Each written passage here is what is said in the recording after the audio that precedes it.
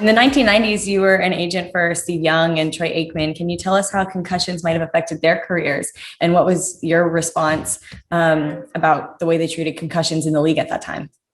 So basically, the way they treated concussions was to glorify them and uh, to run a segment on a show that had "you're jacked up," and so it was just minimized. It was seen as having your bell rung, just a normal part of the process, and players had no knowledge, didn't understand anything about it. They just accepted it. They didn't think about the future consequences. And the league actually had studies showing that one concussion gave you a higher chance if you played pretty quickly to get a second one, and the two together were a perfect neurological storm.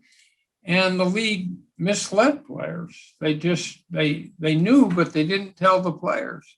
And so that was a time where we were desperately exploring how we could make this issue more vivid and think about things like teaching different blocking and tackling techniques, trying to find a better helmet that does more than protect against skull fracture, trying to see whether there's a way that you could eliminate the hitting in the off season and eventually the hitting in training camp and during the regular season, better protective rules.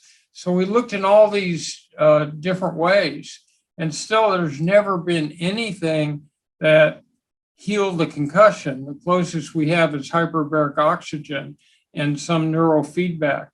But that's where I got so excited about the Odyssey project, because it actually could be administered on the field at the time the athlete suffers a concussion really quickly, so that before all the dire consequences start spreading, it has a way of calming them down.